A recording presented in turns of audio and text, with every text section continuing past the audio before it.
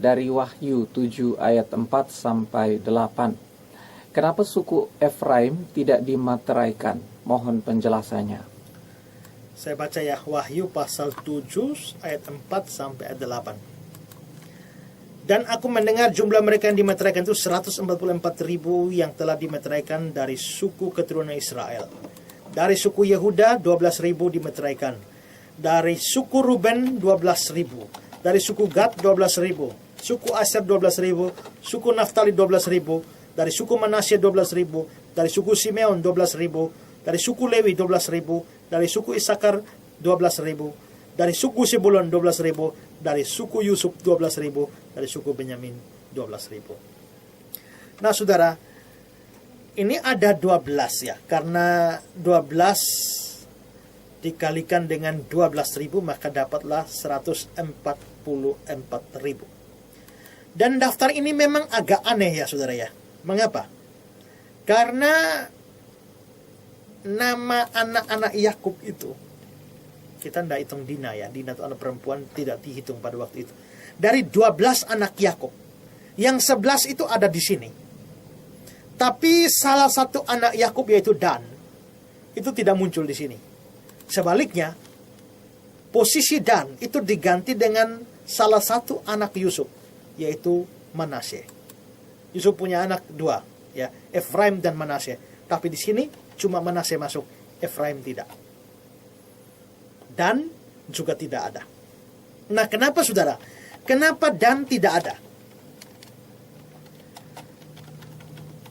Ada seorang penafsir yang namanya Kistemaker.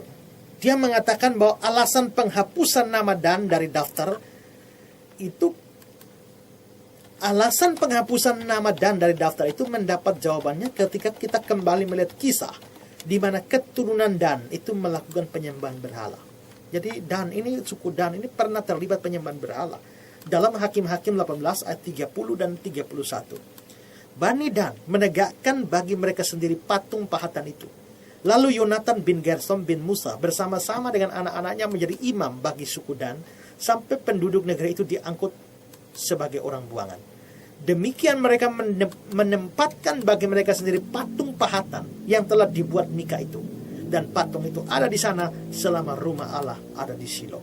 Jadi mereka ini memang penyembahan berhala, ya. Dan karena itu maka Tuhan menghukum mereka dan akhirnya mengeluarkan mereka dari daftar itu. Juga dikatakan oleh Kistemaker, mereka juga yang pertama melakukan dosa pemurtadan. Karena itu mereka telah menerima anak lembu emas yang ditempatkan oleh Yerobeam di bagian utara Israel sebagai pusat penyembahan. Dia memilih lokasi ini sehingga umat Israel dapat beribadah di sana dan tidak perlu melakukan perjalanan ke Yerusalem. Menurut 1 Raja-Raja 12 ayat yang ke-29. Lalu dia menaruh lembu satu di Betel dan yang lain ditempatkan di Dan. Maka hal itu menyebabkan orang berdosa, sebab rakyat pergi ke Betel menyembah patung yang satu dan ke Dan menyembah patung yang lain. Karena dosa mereka yang sangat menyedihkan, suku Dan di antara yang pertama kali dibuang. Setelah masa pembuangan berakhir, kitab suci tidak pernah lagi menyebut-nyebut suku Dan. Itu adalah kata-kata dari Kistemaker. Jadi mengapa Dan dikeluarkan? Ya karena penyembahan berhala itu. Lalu saudara, kenapa Efraim tidak ada? Saya kembali kutip kata-kata dari Kistemaker. Di sana dikatakan bahwa Yohanes juga mengeluarkan Efraim dari daftar itu. Demikian juga suku ini telah setuju dengan Yerobeam untuk menempatkan patung anak lembu emas lainnya di Betel sebagai pengganti ibadah kepada Allah yang benar di Yerusalem. Yang 1 Raja-Raja 12 ayat 29 tadi.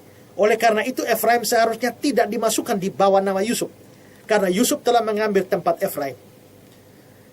Lalu Kistemaker memberikan beberapa ayat, yaitu Mazmur 78 ayat yang ke-67. Bagian B dikatakan, suku Efraim tidak dipilihnya. Lalu Hosea pasal yang ke-5 ayat 3-5 dikatakan, aku ini mengenal Efraim dan Israel tidaklah tersembunyi bagiku. Sebab engkau telah berzina, hai Efraim, dan Israel telah menajiskan diri. Perbuatan-perbuatan mereka mengizinkan mereka perbuatan-perbuatan mereka tidak mengizinkan mereka berbalik kepada Allah mereka. Sebab roh perzinahan ada di antara mereka dan mereka tidak mengenal Tuhan. Kecongkakan Israel menjadi saksi terhadap dirinya sendiri. Efraim akan tergelintir jatuh oleh kesalahannya sendiri bersama-sama mereka juga Yehuda.